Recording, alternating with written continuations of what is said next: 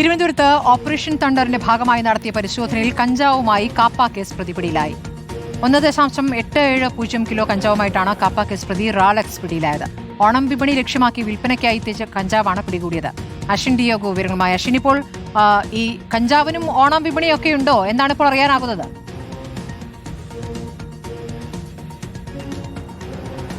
അസ്മൃതി, അങ്ങനെയാണ് ഇപ്പോൾ ഈ ഉദ്യോഗസ്ഥരുടെ പരിശോധനയിൽ നിന്ന് നമ്മൾ മനസ്സിലാക്കേണ്ടത്. ഓണവിപണി ലക്ഷ്യമിട്ട് വിൽപ്പനയ്ക്ക് വേണ്ടി എത്തിച്ച കഞ്ചാവാണ് കഴിഞ്ഞ ദിവസം രാത്രിയോടുകൂടി എക്സൈസ് സംഘത്തിന്റെ നേതൃത്വത്തിൽ നടന്ന പരിശോധനയിൽ പിടികൂടിയിട്ടുള്ളത്. തിരുവനന്തപുരത്താണ് എക്സൈസിന്റെ ഓപ്പറേഷൻ തണ്ടർ എന്ന രീതിയിൽ പരിശോധന നടത്തിയത്. അതിന്റെ ഭാഗമായി ശാസ്തമംഗലം പൈപ്പുമൂട് ഭാഗത്ത് നിന്ന് രാത്രി വിവിധ ഇടങ്ങളിൽ റെയ്ഡ് നടന്നിരുന്നു.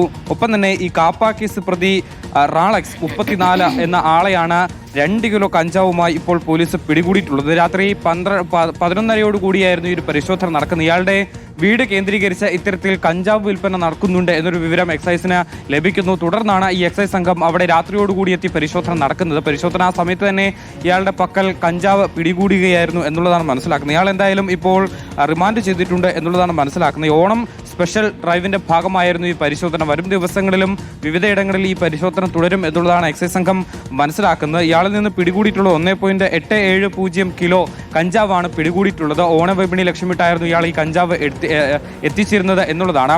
വിവിധ ഇടങ്ങളിൽ നിന്നാണ് ഇയാൾ കഞ്ചാവ് എത്തിച്ചത്. ആർക്കൊക്കെയാണ് ഇയാൾ സപ്ലൈ ചെയ്തിരുന്നത്, ആരൊക്കെയാണ് ഇയാളിൽ നിന്ന് ഈ കഞ്ചാവ് വാങ്ങിയിരുന്നത് എന്ന് കേന്ദ്രീകരിച്ച് കൂടി എക്സൈസ് ഇപ്പോൾ പരിശോധന നടത്തി വരികയാണ്. സ്മൃതി. ശരി, അശ്വിൻ ഡിയോഗോ ആണ് വിവരങ്ങൾ നൽകിയത്.